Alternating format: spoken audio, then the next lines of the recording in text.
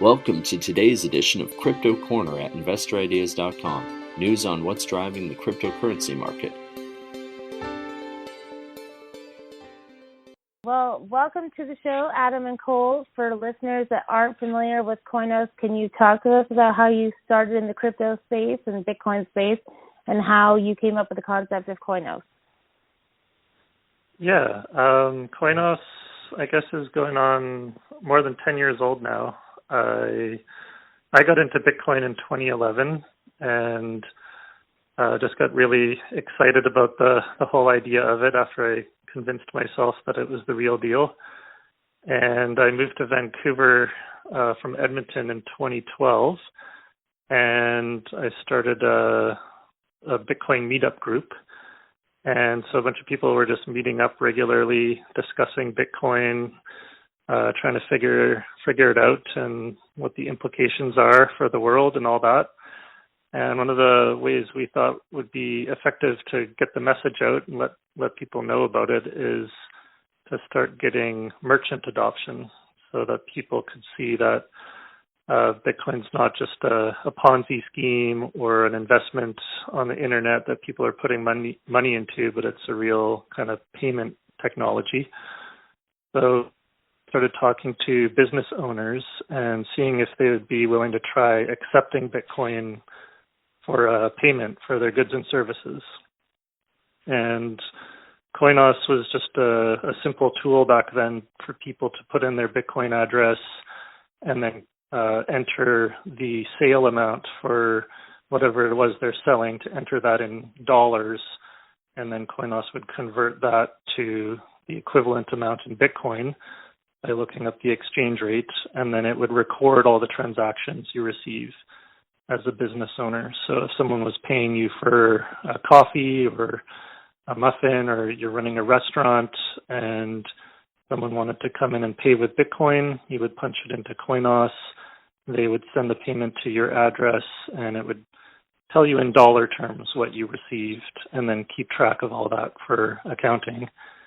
And it's just kind of evolved since then. It has, in 2018, we added support for the Lightning Network, which is a new layer of Bitcoin that is faster and cheaper, so you don't have to wait for those 10-minute block confirmations for the money to settle. And the fees are a lot cheaper on the Lightning Network. They're on the order of fractions of a cent. And so, yeah, just in the last couple of years, I teamed up with Cole, and we've been just trying to get more and more merchants accepting Bitcoin payments, primarily in Vancouver. We've been going around here because that's where we're based, or I'm based in Vancouver. Cole's in Whistler, but pretty close by. But we do have places all over the world starting to use it. So there's a big contingent down in Brazil that are using it to take payments there. And yeah, we're starting to see places pop up all over the place that are using it to take Bitcoin. Can you talk to our listeners about the Lightning Network and how that's changed the adoption of basically using Bitcoin as payment in most places, and, you know, some of the differences between maybe Lightning Network and Liquid Network and a few of the others that are maybe comparable or competitors? Yeah, sure. So the difference between the Lightning Network has been an amazing. You could call it an upgrade, but instead of using the word upgrade, I would say it's an addition to Bitcoin's use case. So, you know, with the Lightning Network, like Adam was saying, it makes transactions instant with virtually no fees. And people ask me, like, what is the Lightning Network? What is it? Well, what it is, like, in a dumbed down kind of, what it is dumbed down is it's not on the blockchain. It's a layer 2 network for Bitcoin, but it's not on the blockchain. So if I had my way, I would only ever transact on Lightning and not use normal on-chain Bitcoin. Using Lightning is still using Bitcoin, and it's more private because it's nodes interacting with other nodes. So, for example, if I have a node, a Lightning node, and you, Callie, you have a Lightning node, you and me can do transactions to each other instantly across the world for virtually no fees. You set the fee on your own node. Now, for us to avoid the complications of everyone having to run their own node, we suggest people use wallets such as ours, and there's many others out there as well. And if you use a wallet like ours, then you're basically using our node to interact with other nodes. You're using our node to interact with other Lightning wallets. So someone else could have a different Lightning wallet, such as Moon or something like that, and you would be using Moon's node. Or if you use a different Lightning wallet, you're using their node. And it avoids you having to create your own node. And that's how Lightning Network is scalable right now, and that's how it is going to scale even bigger. We have our channels, our Lightning channels, which we have our Lightning channels open with the biggest Lightning wallet providers in the world. So that means if you have a Coinos wallet, you can pretty much do Lightning transactions with all of the biggest names in the Lightning wallet space. And then Liquid Network is a layer 2 of Bitcoin, and the Liquid Network is on the blockchain itself. So when you transact on the Liquid Network, it's an amazing thing to have as well. But it doesn't work the same as Lightning. Lightning Network operates with nodes and channels and not on the blockchain, but Liquid Network is on the blockchain. So it's basically liquid Bitcoin transferring way faster with almost no fees. And our version 1 of Coinos, which is classic.coinos.io, we have interoperability with Lightning, on-chain Bitcoin, and Liquid, all three, and you can swap in between one. We take care of that swap for you, so you don't need to go into your own settings and select which one you want to swap to. If you have $100 in your Coinos wallet and you scan someone else's QR code, whether they have an on-chain Bitcoin wallet address or a Lightning wallet address, Coinos will detect what kind of wallet they have. And so that's where we would do the swap for you from on-chain Bitcoin to Lightning Bitcoin. So you don't need to deal with the complications of that either. But in a nutshell, that's what I would say the biggest improvements are. The Lightning Network in general is at the Lightning Network capacity is at an all-time high right now. Right in this moment, I don't know if it's an all-time high, but this past couple of weeks, it has reached an all-time high. And last year, the Lightning Network was still reaching all-time highs, the Lightning Network capacity, even during a bear market of Bitcoin. So we have seen, all three of us have seen evidence that even when Bitcoin is on a downtrend or even when Bitcoin's price is low, the Lightning Network capacity keeps growing. That's a very good sign for user adoption. And that's what enables us to make it more that's what enables us to make it more usable for merchants and for people who walk into coffee shops and they don't want to wait half an hour for 3 confirmations of the Bitcoin on-chain transactions. They want instant, just like the owner wants an instant transaction. You have such a user-friendly and easy to set up product for everyone. So can you I've seen through your website and everything, and we can talk about where everyone can find this later in your videos, but can you just walk us through how the setup for a Coinos wallet and, basically how simple and user-friendly and easy it is to join? So to join, it is as easy as typing in on any browser, Coinos.io, Coinos.io. You don't even need to put www. We've made it as easy and seamless as possible. You go to Coinos.io, and then you press the big black button that is on the home screen. Sorry, that is on the home page. It says start in seconds. You press that button, it brings you to a sign-up page, a username and password. We don't even ask you for your email because we understand the value of privacy, and we know that other users value that as well. So we can also auto-generate your username for you to make it an even faster process, and you can change your username later at any point. But even if you want to make your own username and your own password, the whole process from start to finish of creating an account, I would say can take 10 to 15 seconds. We were actually we were talking with Matt Odell, to those who are in the Bitcoin space, and he's confident that he can make a Coinos wallet in less than 10 seconds. And then once so we were happy to hear Matt Odell's opinion be on our side with that. That was cool. So after you make an account, then, you can automatically start receiving and send Bitcoin on-chain payments or Lightning or Lightning payments.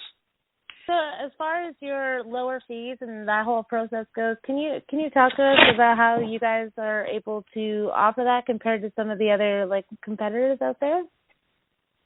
Yeah, so we don't have any fees to create an account and to receive money into the account. You can receive, an on-chain Bitcoin or Lightning. And then once you go to make a withdrawal, we record behind the scenes what network the funds came in on. So if your funds were deposited over Lightning and you put in, say, $1,000 Canadian worth of Bitcoin over the Lightning network, then you get a credit in your account. It's not going to be visible to you, but it's in our database that you have 0.1% of that is going to be credited to cover withdrawal fees. So if you deposit over Lightning and then withdraw over Lightning, you can withdraw your full balance, that $1,000, for free, because that credit will be applied because you're withdrawing over the same network that you deposited on. But if you deposit $1,000 on Lightning and then you try to withdraw it to an on-chain Bitcoin address, then that 0.1% Lightning credit won't apply in that case. And so you will be paying 0.1% to us to convert the Lightning funds to on-chain funds. So that's where the fees come in, is when you're going between Lightning to on-chain Bitcoin or vice versa. But if you're just using Coinos to receive over one network and send out over the same network, then that's going to be free. The only fee that comes into play there is the network fee that is paid to in the case of an on-chain payment, it's paid to the Bitcoin miners. And that's a fee that you can set yourself. There's a drop down where you can choose whether you want your transaction to confirm really fast, within the next block, or if you're okay to wait and you want to set a lower fee, then it'll let you wait basically up to 40 blocks. You decide what fee to pay there. And with Lightning, if you're trying to pay a node that we're not directly connected to, so one that we have to route the payment through the Lightning network, then depending on the route that it takes, there's going to be a fee there, but it'll be really small. Stuff yet. So right now it's just a free app and it's open source.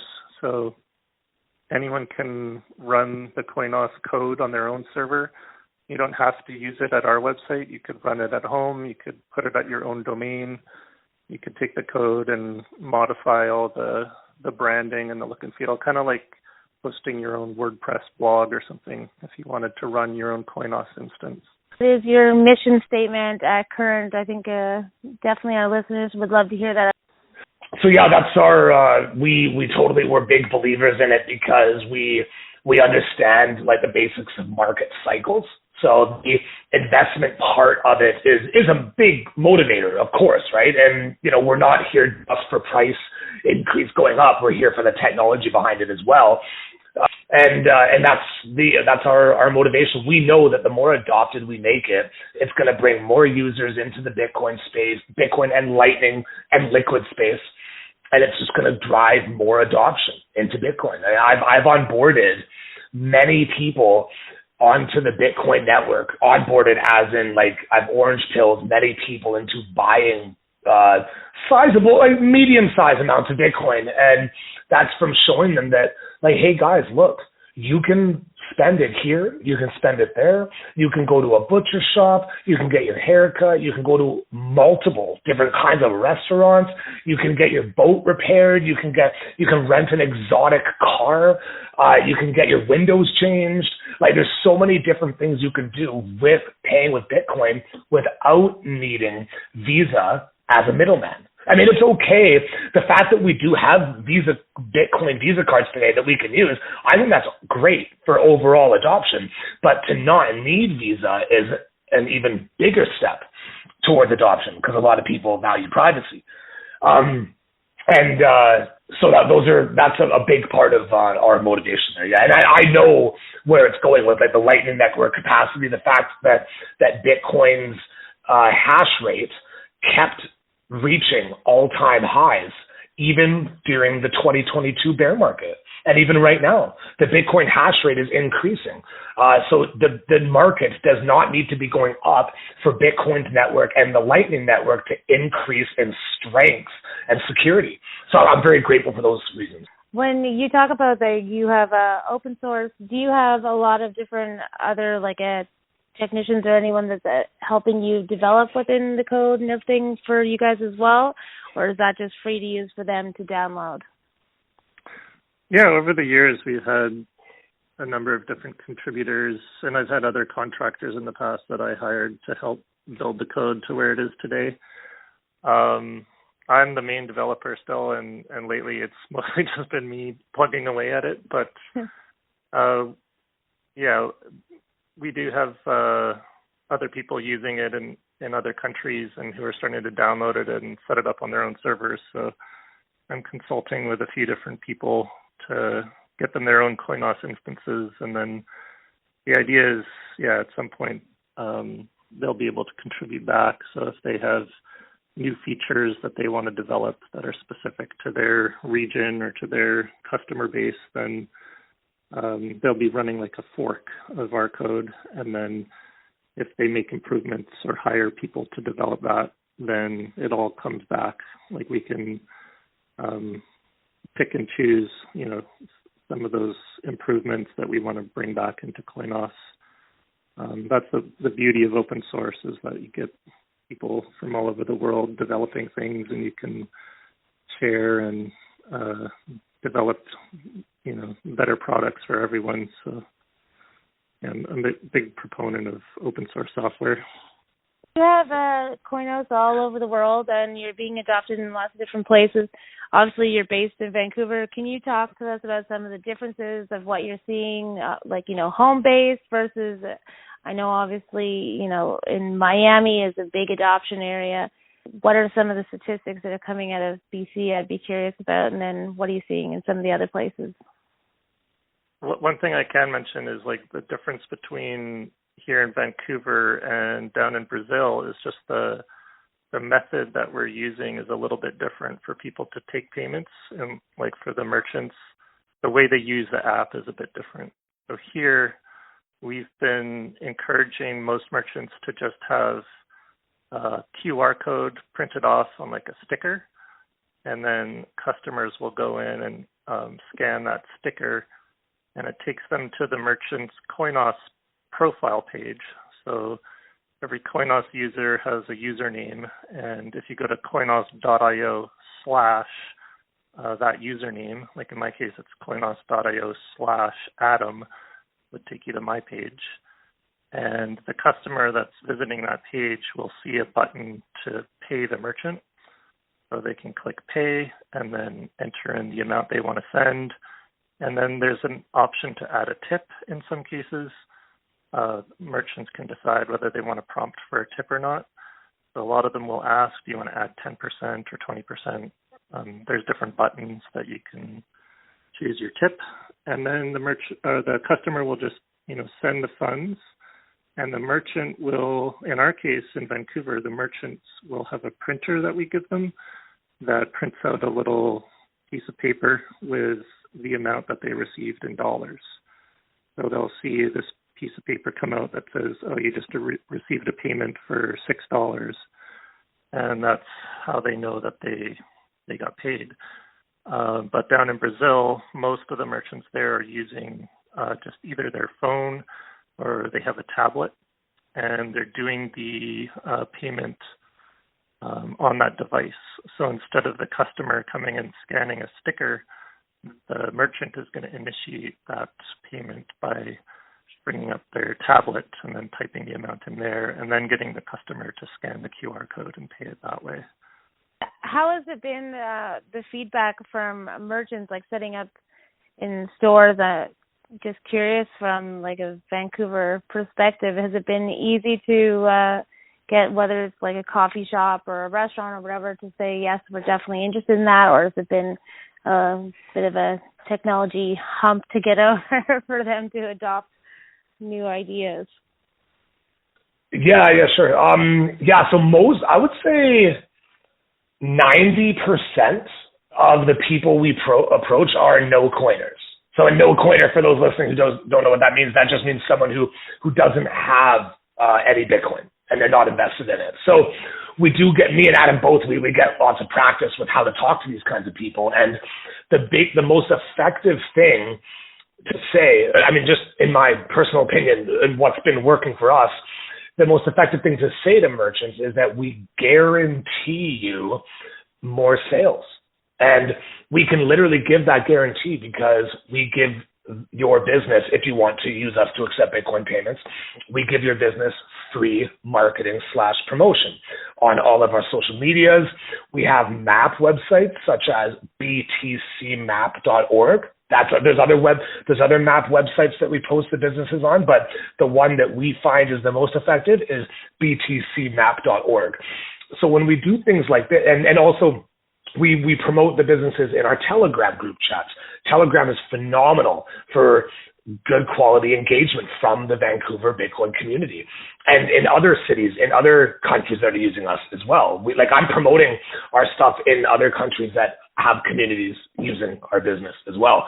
And so when we tell the business owners these points, and we let them know that, that person down the street is using us, and that other person a few blocks north of you is using it, and then another person 5 blocks south of you is using it, and you give them that social proof of the fact that other people are using it, that helps a lot because it gives them confidence that it's actually working. Some of them will even be friends with some of these other business owners near them, and then they call them and they say, and they'll be like, "Hey, how's it working out? How's it working out?" So the key to us getting certain areas of Vancouver more Bitcoinized with more merchant adoption is to get them talking to each other and get businesses in the same area, because then it's easier for them to talk to each other and get each other's feedback. We'll move back into Bitcoin. You guys are obviously big followers and believers in it. So, what are you guys kind of forecasting, or what do you see for 2024? Or what are you hoping to see for 2024 in the Bitcoin story? Hoping to see more adoption, new tech coming out that makes Bitcoin scale better. So Lightning's done a really good job so far, but we're still seeing high fees on the blockchain right now, and Lightning can't scale forever. So if we had a huge explosion of new users and new companies all wanting to use Bitcoin, it would probably be a little bit messy and expensive right now, and things might not work super smoothly. So looking forward to seeing people come up with ways to make even Lightning more efficient, have less of a footprint on the on-chain fees, other layer 2s for Bitcoin that could help keep the cost low for those fees. And then I guess the institutional level adoption, like we might see the ETFs get approved, and that'll just make it a lot easier for big companies and funds to invest capital into Bitcoin. So we could see a huge price spike if some of those get approved, because it'll just be a lot easier for these big players to just, click a button and say, okay, buy some of that ETF, versus right now for them to try to acquire a position in Bitcoin, if they're trying to do it, self-custodially, where they have their own wallet and keep the Bitcoin in their own account where they have the keys to it, then there's all kinds of risks and issues with that when you're doing it at like a corporate level. So just giving them the entryway to be able to buy large amounts of Bitcoin and have a lot of capital flow into it. Pretty much everything Adam said was bang on there with, the ETF. Like, we're excited about the ETF being approved, and it's going to just bring a big inflow of all these old school investors, right? And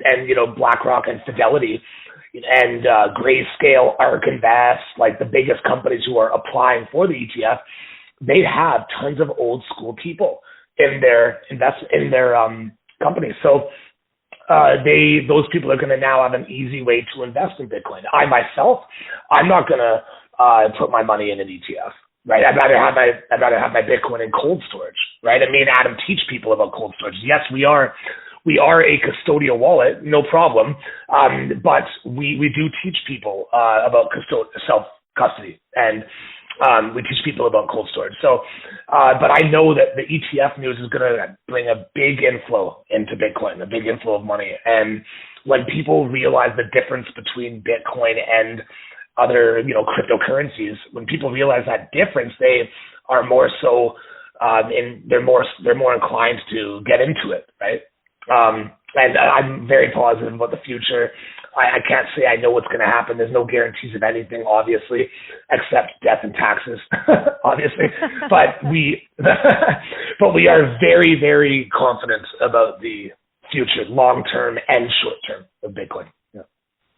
And for your wallet, do you have a non-custodial option as well, or is it just a custodial, or is that something that you might add in the future? Or? We used to have we do have a non-custodial option in the classic Coinos at classic.coinos.io, which was sort of the previous incarnation of the wallet before we rewrote it last year or a couple of years ago. But we're going to be adding that back in. So yeah, it'll be coming soon to the current version of Coinos, where you'll be able to back up your 12-word seed phrase, and that'll be your keys that we don't store on our server anywhere. And the way it'll work is once your balance hits a certain threshold in the custodial wallet, which gives you the ability to use the Lightning Network really seamlessly, once you hit a certain balance there, you'll be able to set up in your account settings what that threshold is and how much you want to move to your own self-custodial wallet. And that could be done on, when you hit a certain balance in your account, or it could be something where it's just every 24 hours you withdraw, X percentage of your balance to your cold storage. And if you don't have, or if you do have your own cold storage, like you have a hardware wallet or a paper wallet or something, and you want to put in your own address from an external wallet, we'll support that as well. Or if you just want to move to like another Lightning address or another Lightning wallet by another provider or something, or your own node or something, we'll let you put that in. So that's something I'm working on right now. Oh, that's exciting. So for merchants that are interested after hearing the podcast that they want to sign up, where can they go to connect with you? How does that work? If someone's just looking for the wallet, you mentioned that they can just go to coinos.io. Where can they find you also on social media? And you mentioned the Bitcoin group in Vancouver. If you can give some information on all those for people to reach out to you. Yeah, sure. On the bottom of our homepage, coinos.io, you can see all of our links, our Twitter, Telegram, and our link tree. Our link tree is basically linktr.ee/coinos.io. And all those links to all of our social medias are on the bottom of our homepage. Yeah, so Telegram, we highly recommend people join our Telegram group, our Coinos Telegram group. You can ask a lot of troubleshooting questions there as well, and we're very prompt at helping people out and answering their questions there. Just end off with saying, we have over 375 businesses worldwide. Anyone is able to use us as long as Bitcoin is legal in their country. Yeah. Well, thank you so much, Cole and Adam, for joining the show, and I hope everyone goes and joins your Telegram group and follows you guys on social medias and gets the Coinos wallet. That does it for today's Crypto Corner. If you would like to be a guest or sponsor for this podcast, contact InvestorIdeas.com. Investor Ideas reminds all listeners to read our disclaimers and disclosures on the InvestorIdeas.com website. And this podcast is not an endorsement to buy products, services, or securities. Investors are reminded all investment involves risk and possible loss in investment. To hear more InvestorIdeas.com podcasts, please visit InvestorIdeas.com/audio. And a reminder, you can also hear our podcasts on Apple Podcasts, Audible, Spotify, TuneIn, Stitcher, Spreaker.com, iHeartRadio, Google Podcasts, and most audio platforms available.